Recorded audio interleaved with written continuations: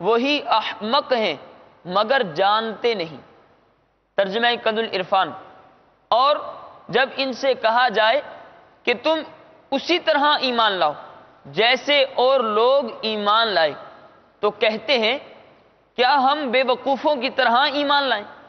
سن لو بے شک یہی لوگ بے وقوف ہیں مگر جانتے نہیں۔ تفسیر کما آمن الناس، جیسے اور لوگ ایمان لائے۔ فرمایا یہاں الناس سے صحابہ کرام علیہم رضوان اور ان کے بعد ان کی کامل اتباع کرنے والے مراد ہیں۔ اس آیت میں بزرگان دین کی طرح ایمان لانے کے حکم سے معلوم ہوا کہ ان کی پیروی کرنے والے نجات والے ہیں، اور ان کے راستے سے ہٹنے والے یہ منافقین کے راستے پر ہیں۔ اور یہ بھی معلوم ہوا کہ ان بزرگوں پر طعن و تشنیع کرنے والے بہت پہلے سے چلتے آ رہے ہیں۔ اس آیت کی روشنی میں صحابہ کرام اور بزرگان دین رحمہم اللہ تعالی کے متعلق اپنا طرز عمل دیکھ کر ہر کوئی اپنا راستہ سمجھ سکتا ہے کہ میں کس راستے پر ہوں، کہ صحابہ کے راستے پر ہے یا منافقوں کے راستے پر۔ نیز علماء اور صلحاء اور دیندار لوگوں کو چاہیے کہ وہ لوگوں کی بد زبانیوں سے بہت رنجیدہ نہ ہوں، بلکہ سمجھ لیں کہ یہ اہل باطل کا قدیم دستور ہے۔ نیز دینداروں کو بے وقوف یا دقیانوسی خیالات والا کہنے والے خود بے وقوف ہیں۔ اس آیت سے یہ بھی معلوم ہوا کہ تاجدار رسالت صلی اللہ تعالی علیہ وآلہ وسلم کے صحابہ کرام علیہم رضوان اللہ تعالی کی بارگاہ کے ایسے مقبول بندے ہیں کہ ان کی گستاخی کرنے والوں کو اللہ تعالی نے خود جواب دیا ہے۔ صحابہ کرام علیہم رضوان کے بارے میں حضرت سیدنا ابو سعید خدری رضی اللہ تعالی عنہ سے روایت ہے کہ نبی اکرم صلی اللہ علیہ وآلہ وسلم نے ارشاد فرمایا میرے صحابہ رضی اللہ تعالی عنہم کو گالی گلوچ نہ کرو، ان کا یہ مقام ہے کہ اگر تم میں سے کوئی احد پہاڑ کے برابر سونا اللہ تعالیٰ کی راہ میں خرچ کرے تو اس کا ثواب میرے کسی صحابی رضی اللہ تعالیٰ عنہ کے ایک مد یعنی ایک چھوٹی سی مقدار بلکہ آدھا مد خرچ کرنے کے برابر بھی نہیں ہو سکتا۔ ہم پہاڑوں کی مانند خرچ کریں اور صحابہ ایک مٹھی خرچ کریں۔ سرکار دو عالم صلی اللہ علیہ وسلم فرماتے ہیں تمہارا پہاڑوں کی مانند خرچ کرنا میرے صحابی کے ایک مٹھی کے برابر خرچ کرنے کے برابر بھی نہیں ہو سکتا۔ اور اللہ تعالیٰ کے اولیاء کے بارے میں حضرت ابو ہریرہ رضی اللہ تعالیٰ عنہ سے روایت ہے کہ نبی اکرم صلی اللہ علیہ وسلم فرماتے ہیں کہ اللہ تعالیٰ نے فرمایا جو میرے کسی ولی سے دشمنی کرے اسے میں نے لڑائی کا اعلان دے دیا۔ اس سے ان لوگوں کو نصیحت حاصل کرنی چاہیے جو صحابہ کرام علیہم رضوان کی بے ادبی اور گستاخی کرتے ہیں اور اللہ تعالیٰ کے اولیاء کے بارے میں غلط عقائد اور نظریات رکھتے ہیں۔ وَإِذَا لَقُوا الَّذِينَ آمَنُوا قَالُوا آمَنَّا وَإِذَا خَلَوْا إِلَى شَيَاطِينِهِمْ قَالُوا إِنَّا مَعَكُمْ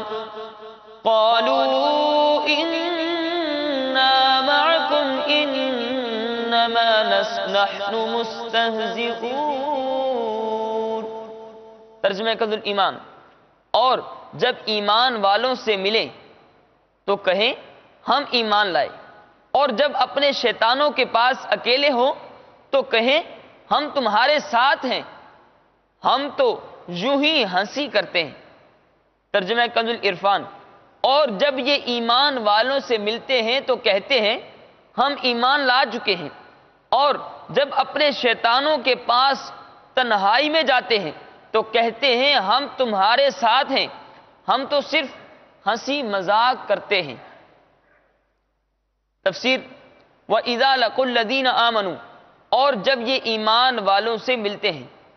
منافقین کا مسلمانوں کو بے وقوف کہنا اور کفار سے اظہار یکجہتی کرنا اپنی نجی محفلوں میں تھا، جبکہ مسلمانوں سے تو وہ یہی کہتے تھے کہ ہم مخلص مومن ہیں۔ اسی طرح آج کل کے گمراہ لوگ مسلمانوں سے اپنے فاسد خیالات کو چھپاتے ہیں، مگر اللہ تعالیٰ ان کی کتابوں اور تحریروں سے ان کے راز فاش کر دیتا ہے۔ یاد رہے کہ اس آیت سے مسلمانوں کو خبردار کیا جا رہا ہے کہ وہ بے دینوں کی فریب کاریوں سے ہوشیار رہیں اور ان کی چکنی چپڑی باتوں سے دھوکہ نہ کھائیں۔ رسول اکرم صلی اللہ علیہ وسلم نے ارشاد فرمایا، ان سے دور رہو اور انہیں اپنے سے دور کرو، کہیں وہ تمہیں گمراہ نہ کر دیں، وہ تمہیں کہیں فتنے میں نہ ڈال دیں۔ وَإِذَا خَلَوْا إِلَىٰ شَيَاطِينِهِمْ، اور جب اپنے شیطانوں کے پاس تنہائی میں جاتے ہیں۔ یہاں شیاطین سے کفار کے وہ سردار مراد ہیں جو دوسروں کو گمراہ کرنے میں مصروف تھے۔ منافق جب ان سے ملتے تو کہتے ہم تمہارے ساتھ ہیں، اور مسلمانوں سے ملنا محض ہم مذاق کے طور پہ کرتے ہیں، اور ہم ان سے اس لیے ملتے ہیں تاکہ ان کے راز معلوم ہو اور ان میں فساد انگیزی کے مواقع ملیں۔ اس سے معلوم ہوا کہ جس طرح جنات میں شیاطین ہوتے ہیں، اسی طرح انسانوں میں بھی شیاطین ہوتے ہیں۔ آگے فرمایا انما نحن مستہزئون، ہم تو صرف مذاق کرتے ہیں۔ منافقین صحابہ کرام علیہم رضوان کے سامنے ان کی تعریفیں کرتے اور بعد میں ان کا مذاق اڑاتے تھے۔ اسی بات کو بیان کرنے کے لیے یہ آیت مبارکہ نازل ہوئی۔ صلو علی الحبیب صلی اللہ تعالی علی محمد۔ ایک اور آیت میں آگے فرمایا اللہ یستہزئ بہم ویمدہم فی طغیانہم یعمہون۔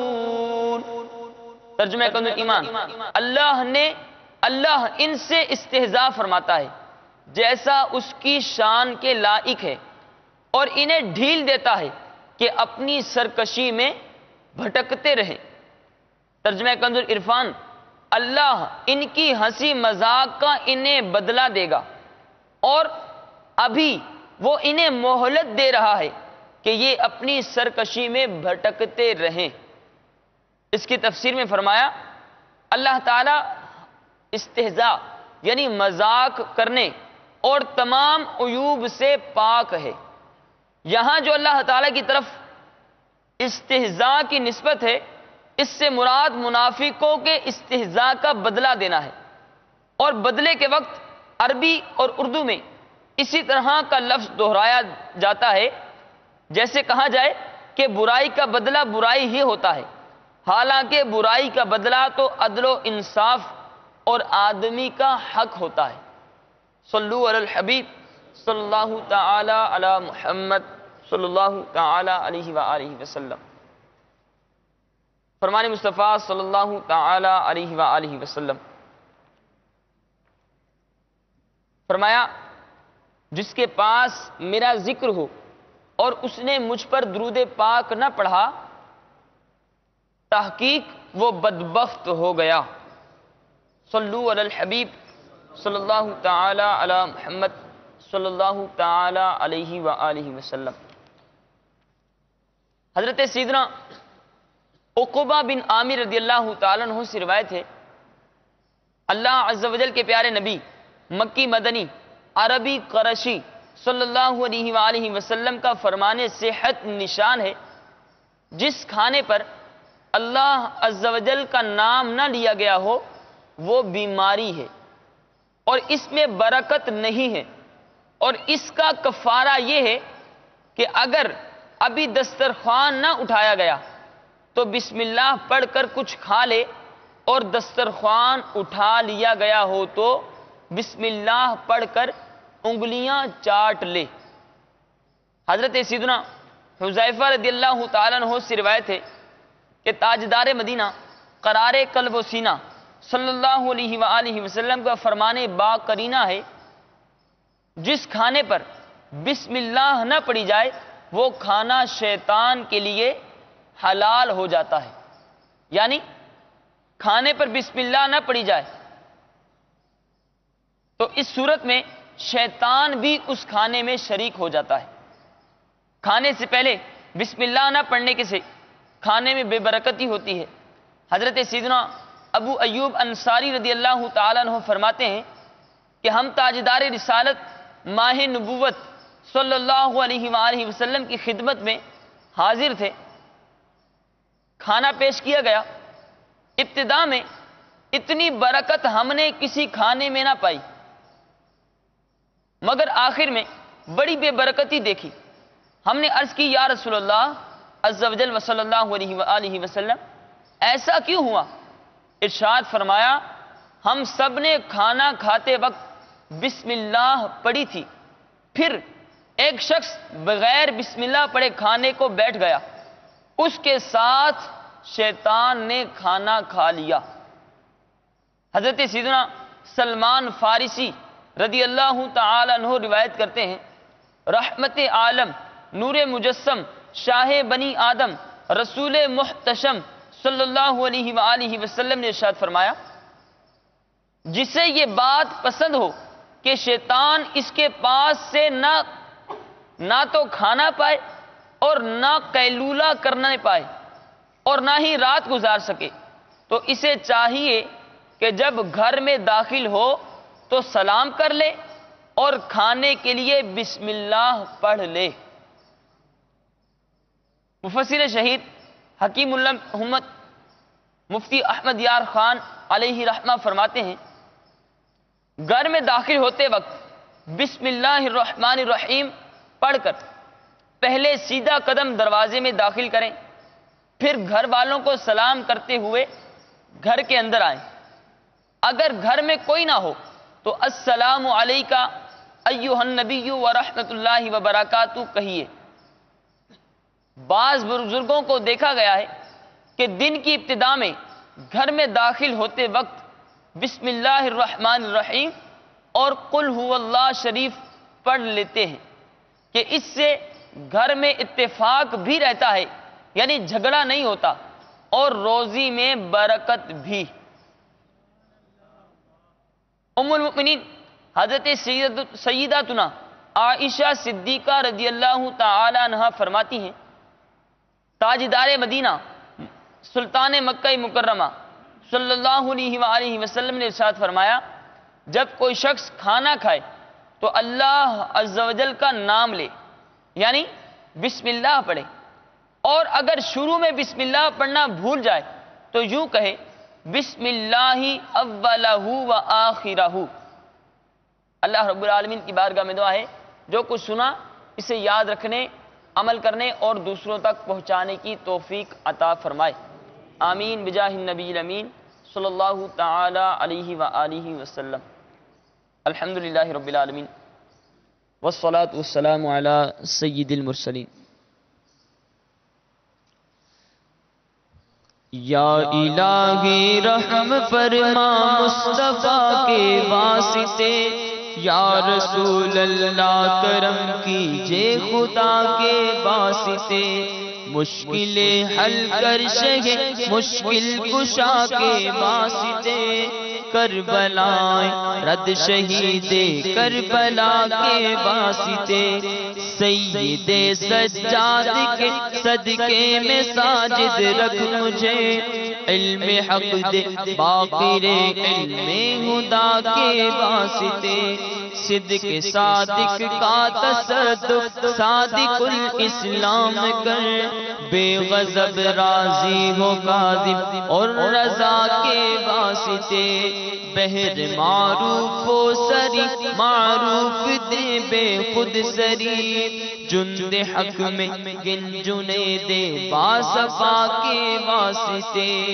بہر شبلی شیر حق دنیا کے کتوں سے بچا، ایک کا رکھ عبد واحد بیدیا کے واسطے، بل فرح کا صدقہ کر غم کو فرح دے حسن و سعد، بل حسن اور بو سعید سعد زا کے واسطے، قادری کت قادری رکھ قادریوں میں اٹھا، قادری کت قادری رکھ قادریوں میں اٹھا، قدر عبد القادر قدرت نما کے واسطے، قدر عبد القادر قدرت نما کے واسطے، احسن اللہ لہم رزقا سے دے رزق حسن، بندہ رزاق تاج الاسفیاء کے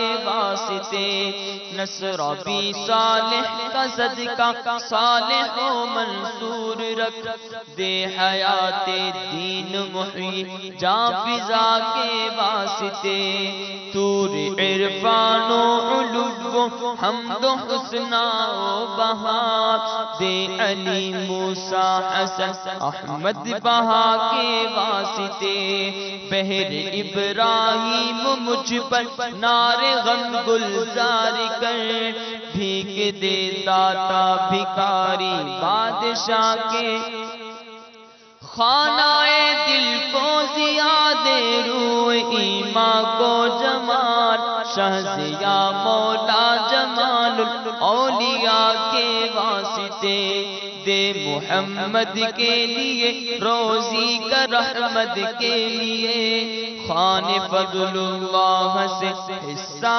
گدا کے واسطے، دین و دنیا کے مجھے برکات دے برکات سے، عشق حق دے عشق انتماء کے واسطے، حب اہل بیت دے آل محمد کے لیے، کر شہید عشق حمزہ پیشوا کے واسطے، دل کو اچھا تن کو ستھرا جان کو پر نور کر، مولا دل کو اچھا تن کو ستھرا جان کو پر نور کر، اچھے پیارے شمس دل بدر العلا کے واسطے، دو جہاں میں خادم آل رسول اللہ کر، حضرت آل رسول مقتدی کے واسطے، کر عطا احمد رضا احمد مرسل مجھے، میرے مولا حضرت احمد رضا کے واسطے، پرزیا کر میرا چہرہ حشر میں اے کبریا، پرزیا کر سب کا چہرہ حشر میں اے کبریا، شہزیا الدین پیر باصفا کے واسطے، احینا فی الدین والدنیا سلام بالسلام، قادری عبد السلام عبد رضا کے واسطے، عشق احمد میں عطا کر چشم تر سوزے جگر، یا خدا عطاری کو احمد رضا کے واسطے، پیر و مرشد عاشق خیر الورا کے واسطے، صدقہ ان آیا کا دیچھ عین عز علم و عمل، عفو و عرفہ عافیت اس بے نوا کے واسطے۔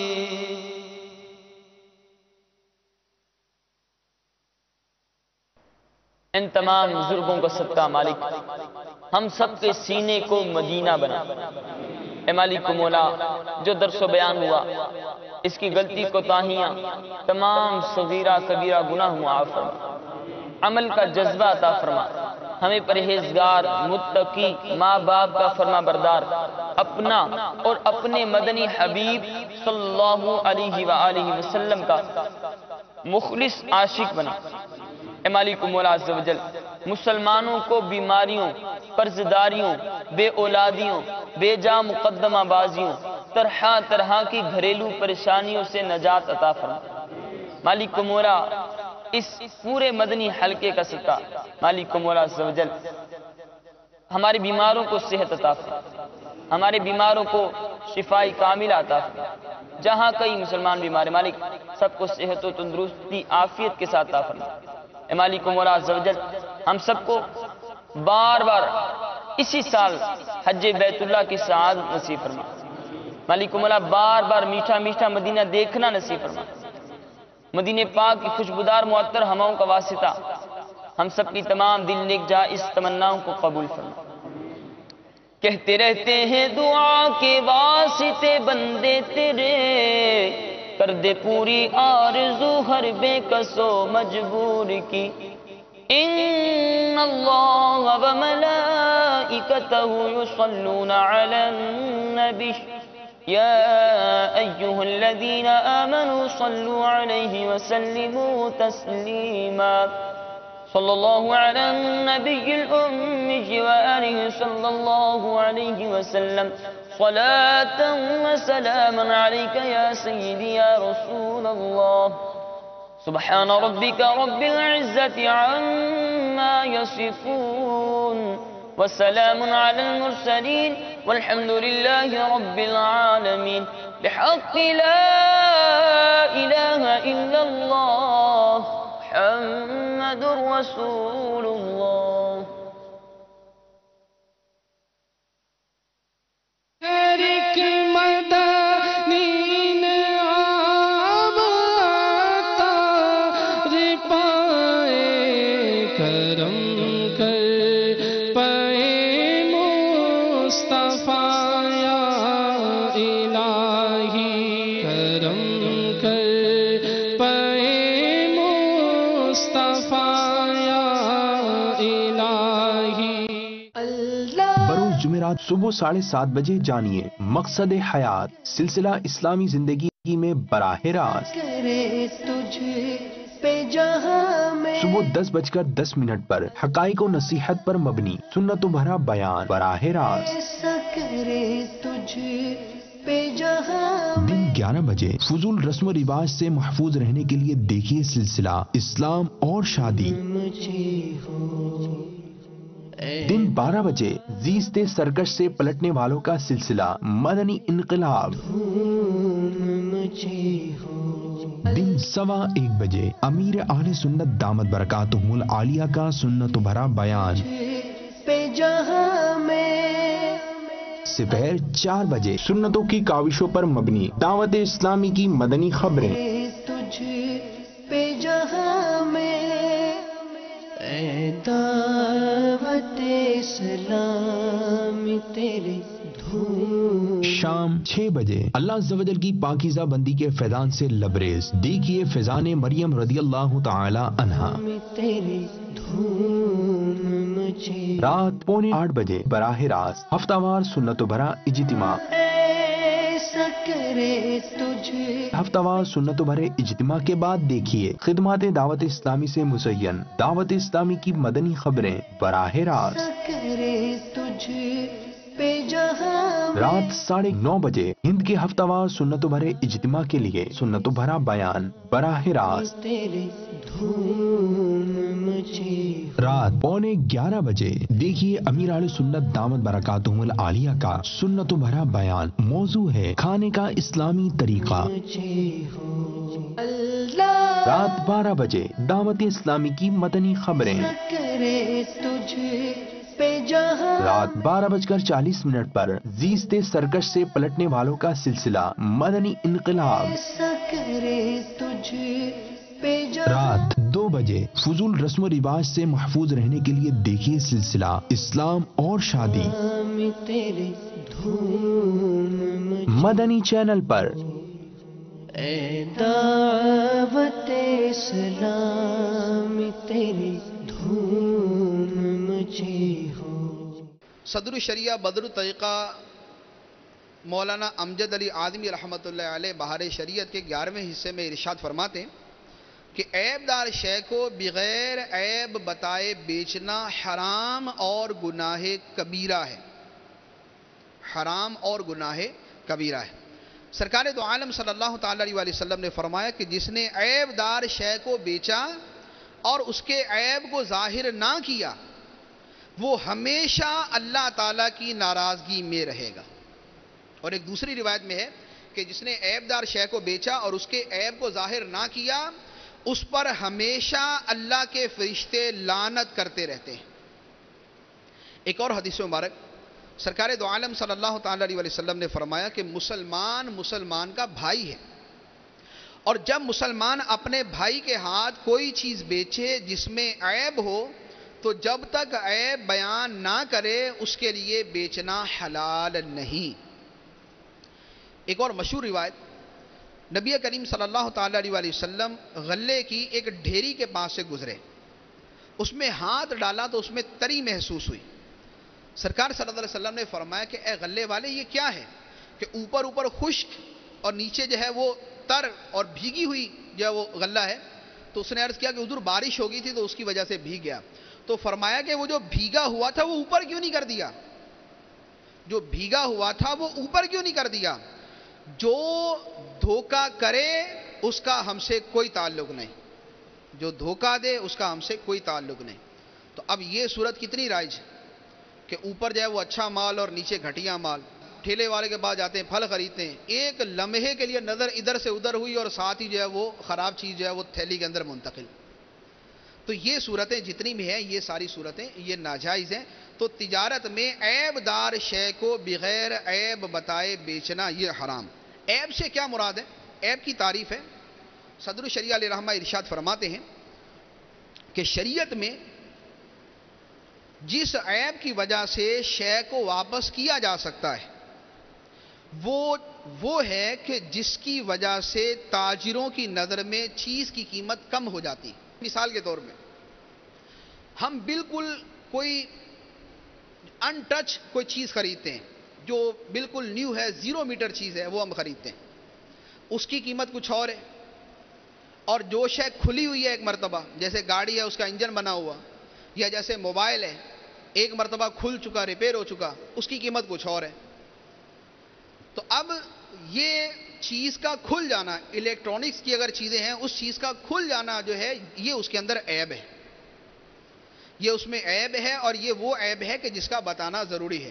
تو اب اگر کوئی ایسی چیز بیچی ہے تو پتہ ہی ہے کہ یوز کے اندر یہ چیز ہے, سیکنڈ ہینڈ چیز لے رہا ہوں میں, تو اس کا تو پتہ ہی ہے کہ اس کے اندر جو ہے وہ یہ کھلی ہوتی ہے, ایک مرتبہ اس کی بنوائی ہو چکی ہوتی ہے. تو اب یہ سمجھ کے خرید رہا ہے کہ یہ نیو ہے بالکل,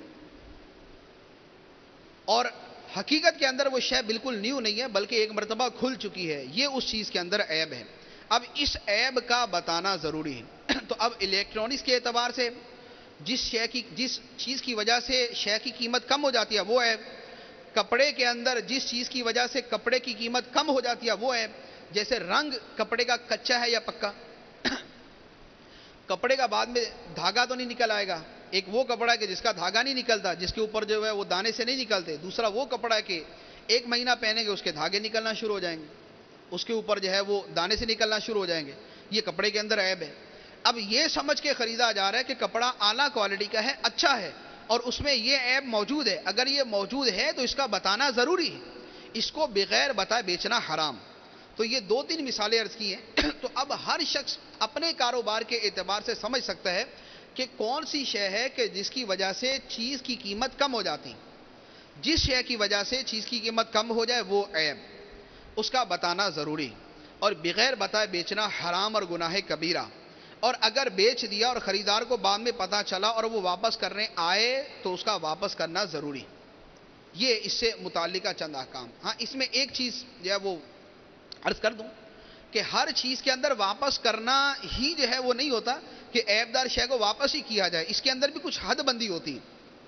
تو اس کی تفصیل بہت زیادہ ہے کہ بعض عیوب ایسے ہیں کہ جس کی وجہ سے اگر واپس کرے تو اس کا لینا واجب ہے.